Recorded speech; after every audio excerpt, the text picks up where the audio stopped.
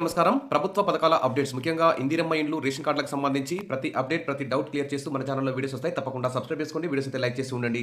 ఇటు తెలంగాణ రాష్ట్ర వ్యాప్తంగా మరియు జీహెచ్ఎంసీ హైదరాబాద్ పరిధిలో మరి కొత్త రేషన్ కార్డుల జారీకైతే ఏర్పాట్లయితే జరుగుతున్నాయి. ఎమ్మెల్సీ ఎన్నికల కోడ్ కూడా ముగిసింది. ఇక పథకాలకైతే స్పీడ్ పెంచాలని తెలంగాణ ప్రభుత్వం భావిస్తోంది. త్వరలో సర్పంచ్ ఎన్నికలు, ఎంపీటీసీ, జెడ్పీటీసీ ఎన్నికలు రాబోతుండడంతో ప్రజల నుంచి అసంతృప్తి ఆహ్, రా వస్తుందనే ఉద్దేశంతో మరి ఇందిరమ్మ ఇళ్లు గానీ, రేషన్ కార్డులకు గానీ ఈ పథకాల్ని స్పీడ్‌గా అమలు చేయాలని అయితే ప్రభుత్వం చూస్తుంది. ఇక ఫీల్డ్ వెరిఫికేషన్‌కు ప్రభుత్వం ప్లాన్ చేస్తుంది. మీ సేవ ద్వారా వచ్చిన దరఖాస్తులపై పౌర సరఫరాల శాఖతో విచారణ, మరి పేదల్లో చిగురిస్తున్న ఆశలు. ఉగాది నుంచి కొత్త రేషన్ కార్డుల జారీకి సమాయత్తమవుతున్న తెలంగాణ ప్రభుత్వం మరో కీలక నిర్ణయం అయితే తీసుకుంది.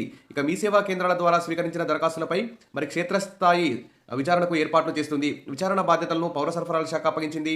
సివిల్ సప్లై అధికారులు ఇంటింటికి వెళ్లి దరఖాస్తుదారులను విచారిస్తారు. గత 10 ఏళ్ల నుంచి రాష్ట్రంలో 90 లక్షల కార్డుల ద్వారా 2,80,00,000 మందికి రేషన్ షాపుల ద్వారా సరుకులు అందించారు. ఇక ప్రజాపాలన, ప్రజావాణి, గ్రామ సభల ద్వారా దరఖాస్తులైతే ఈ రేషన్ కార్డుల కోసం దరఖాస్తులు తీసుకున్నారు. ఇంకొందరికి మీ సేవా కేంద్రాల ద్వారా కూడా దరఖాస్తు చేసుకునే అవకాశం అయితే కల్పించింది.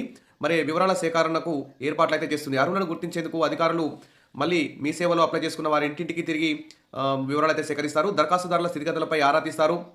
ఇంట్లో ఉండే ఖరీదైన వస్తువులు, కారు, బైకు, విద్యుత్ బిల్లులు తదితర వివరాలను కూడా నమోదు చేస్తారు. ఇంటి యజమాని ఫోన్ నెంబర్, కుటుంబ సభ్యుల పేర్లు, నెలవారీ వారికి ఎంత ఆదాయం వస్తుందనే వివరాలు కూడా సేకరిస్తారు. దరఖాస్తుదారు అందుబాటులో లేకుంటే ఫోన్ ద్వారా కూడా వివరాలైతే సేకరిస్తారు. కాబట్టి ఈ ఈ మధ్యన ఈ వారం రోజుల్లో మీరందరూ కూడా మీ గ్రామం సంబంధించిన అధికారులతో, ప్రజాప్రతినిధులతో టచ్లో ఉండండి.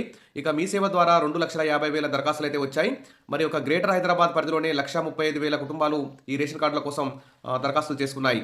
ఈ దరఖాస్తు విచారణ ప్రక్రియను పౌర సరఫరాల శాఖ అయితే చెందిన ఆర్ఐలు, ఇతర అధికారులు పర్యవేక్షిస్తారు. కుటుంబ సభ్యుల మార్పులు, చేర్పుల కోసం 20 లక్షల పైగా దరఖాస్తులు రావడంతో వాటిని కూడా పరిశీలించనున్నట్టు సమాచారం. ఇక కాంగ్రెస్ అధికారంలోకి వచ్చిన తర్వాత కుటుంబ సభ్యుల వివరాలతో కూడిన కార్డులు ముద్రించి పంపిణీ చేయడానికి ఏర్పాట్లు చేస్తుంది. నీలిరంగులో కార్డులు వస్తాయనే ప్రచారం ఊపందుకోవడంతో చాలా మంది నిరుపేదలు సంబరపడుతున్నారు. కార్డు వస్తే తమ కష్టాలన్నీ తీరుతాయని భావిస్తున్నారు.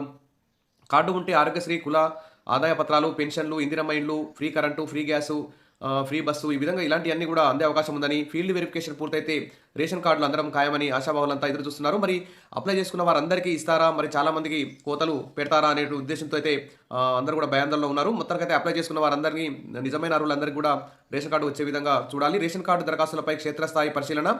మీ సేవా కేంద్రాల ద్వారా 2,50,000 కుటుంబాల దరఖాస్తులన్నింటినీ పరిశీలిస్తారు. ఇంటింటి తిరిగి రేషన్ కార్డుల దరఖాస్తులన్నింటినీ పరిశీలించిన అనంతరం, వివరాలు సేకరించిన అనంతరం ఫ్రిడ్జ్ ఉందా, బైక్ ఉందా, కారు ఉందా, ఏసీ ఉందా, ఈ విధంగా ఇంట్లో ఉన్న బైక్ ఉన్నదా, ఎంత ఆదాయం వస్తుంది, ఈ విధంగా అనేక అంశాలను పరిశీలించిన తర్వాత ఉగాది నుంచి కొత్త కార్డులు వేగంగా ఇవ్వాలని చెప్పేసి ప్రభుత్వం అయితే భావిస్తుంది. ఇది ఒక గుడ్ న్యూస్ అని చెప్పుకోవచ్చు. Wish all the best. మీ అందరికీ కూడా రేషన్ కార్డు సంబంధించి ఏమైనా డౌట్ ఉంటే మన ఛానల్లో పెట్టండి.